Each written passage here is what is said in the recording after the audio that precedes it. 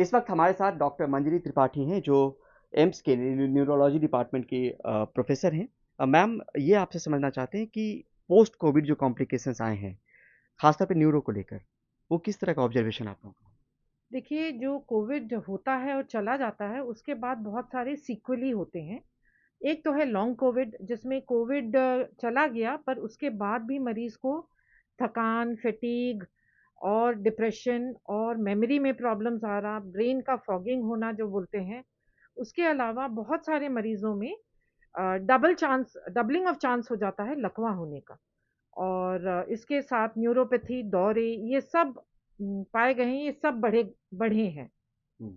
ये ऑब्जर्वेशन है मैम, कोई स्टडी भी हुई है कहीं पर जिससे कुछ आकलन या कोई नतीजा निकाल पा रही हो आप? ये विश्व भर में स्टडी हुई है, वर्ल्ड वाइड स्टडी है, जो पब्लिश भी हुई हैं और ये ऑब्जर्वेशनल स्टडीज़ हैं। और जो उम्र से कम लोग हैं, जो जैसे हार्ट अटैक हम सोचते हैं 60 साल की उम्र के बाद आएगा या लकवा हम सोचते हैं 60 साल की उम्र के बाद आएगा, पर उम्र से कम लोगों को लकवा आ रहा है, उम्र से कम लोगों को जो मेमोरी की प्रॉब्लम्स हैं, ये आ रही हैं और पहले उनको कोविड हो चुका है, चाहे वो सिम्प्टोमैटिक हो, चाहे वो असिम्प्टोमैटिक कैरियर्स हों। तो ये पाया गया है, ये ऑब्जर्वेशनल स्टडीज़ में जो पब्लिश हुई हैं अच्छे साइंटिफिक जर्नल्स में। क्या सुझाव मैम, तमाम जो लोग जो देखेंगे उनके लिए क्या सुझाव? देखिए, बहुत ज़रूरी है कि हम कोई भी हल्का-सा सिम्पटम हो, जैसे कि हल्का-सा छाती में दर्द हुआ या डिस्कम्फ़र्ट हुआ या फिर कभी भी एक साइड में हाथ-पैर में कमज़ोरी आई या फिर मेमोरी की प्रॉब्लम्स अगर आ रहे हैं, तो हम जल्दी से जाके डॉक्टर को दिखाएँ, ताकि वो पकड़ा जाए और वो घातक न हो। तो ये बहुत ज़रूरी है कि अर्ली डिटेक्शन हो इन चीज़ों का। उसके अलावा जो वैक्सिनेशन है, जो सरकार ने जो प्रिकॉशनरी डोज़ बोला है, वो बहुत सारे लोगों को लेना बाकी है, वो लेना चाहिए। बिकॉज़ उससे क्या है, सीवियरिटी ऑफ कोविड कम हो जाएगी, अगर हुआ भी तो ना के बराबर होगा या असिम्प्टोमैटिक होंगे। तो प्रिकॉशनरी डोज़ लेना और आगे के डोज़ेज़ लेना कोविड वैक्सीन का, ये बहुत ज़रूरी बन जाता है। इसके अलावा बहुत ज़रूरी है कि मास्क और मास्क हाइजीन भीड़ वाली जगहों पे अब भी हम पहने रखें। पाया गया है लोग एयरपोर्ट्स पे भी नहीं पहन रहे हैं या फिर स्टेशंस पे भी नहीं पहन रहे हैं, हॉस्पिटल आते हैं तो नहीं पहन रहे हैं। ये चीज़ जो है, ये हैबिट जो मास्क है, अभी हमको पहन के रखना है। न्यूरोलॉजिकल जो प्रॉब्लम है मैम, न्यूरो को लेकर जो प्रॉब्लम जो आपने देखा होगा मरीजों से बातचीत करके, किस-किस तरह की शिकायत के बाद मिलते हैं, किस तरह की शिकायत आनी शुरू हो जाती है?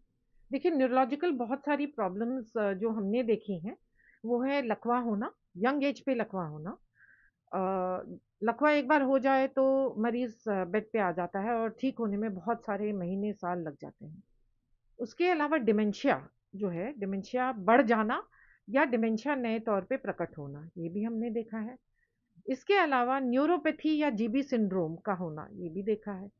दौरे, स्टाटस एपिलेप्टिकस, एन्सेफेलोपैथी या कोई भी इन्फेक्शन का ब्रेन में पकड़ लेना, ये भी हमने देखा है। तो ये सारी चीज़ें अब उभर के आ रही हैं। और पोस्ट कोविड ज़्यादा देखने को मिल रही है। हाँ, ये देखने को मिल रही हैं ज़्यादा।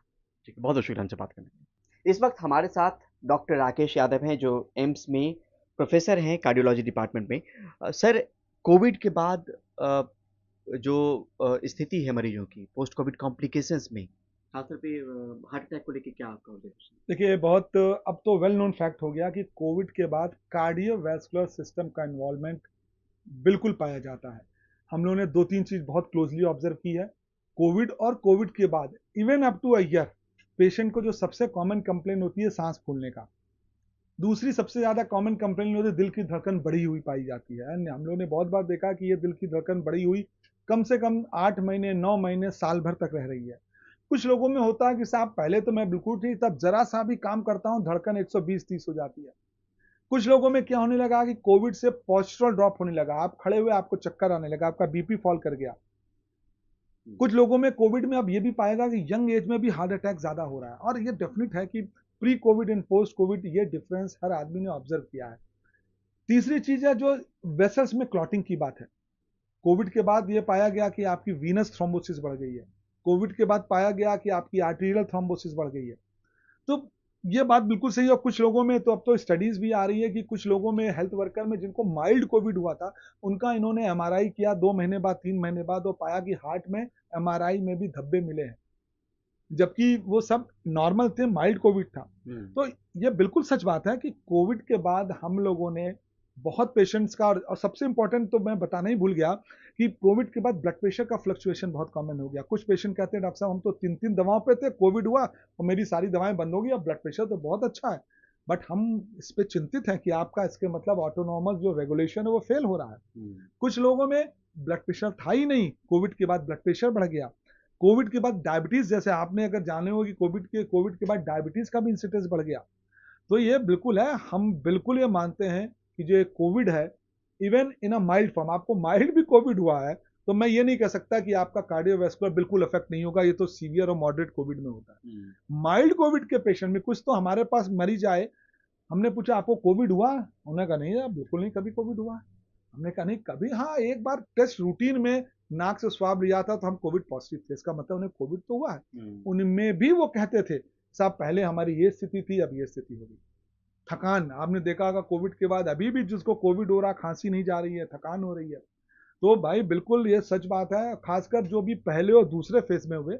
ओमिक्रॉन का असर तो अब आपको पता लगेगा ना कि अब उनसे क्या असर हो रहा है, तो बहुत सच है। और बिल्कुल है, आप यंग भी हो, अगर आपको कोई ऐसे सिम्टम्स हो रहे हैं जो इंगित करते हैं कि आपका हार्ट, आपका ब्लड प्रेशर, आपकी पल्स अफेक्ट हो रही है, तो बिल्कुल कराएं। और ये कोविड के कारण, उसके कॉम्प्लिकेशन और सिक्वेली के कारण हो सकता है। एक अगर अनुमान डॉक्टर साहब लगाएं कि कोविड से पहले जो मरीज जितने तादाद में आते रहे होंगे और कोविड के बाद कोई ऐसा आकलन की परसेंटेज या आकलन तो बहुत मुश्किल है, लेकिन अगर हमारा ऑब्जर्वेशन माने तो डेफिनेटली 25% चीजें जो हैं वो इन जो भी मैंने बीमारियां बताई हैं बढ़ी तो हैं। ये बिल्कुल है, हम तो बिल्कुल मानने को तैयार हैं कि इसका असर हमारे कार्डियोवैस्कुलर पेशेंट पे आ रहा है। बहुत बहुत शुक्रिया हमसे बात करने। नई दिल्ली से परिमल कुमार, एनडीटीवी इंडिया।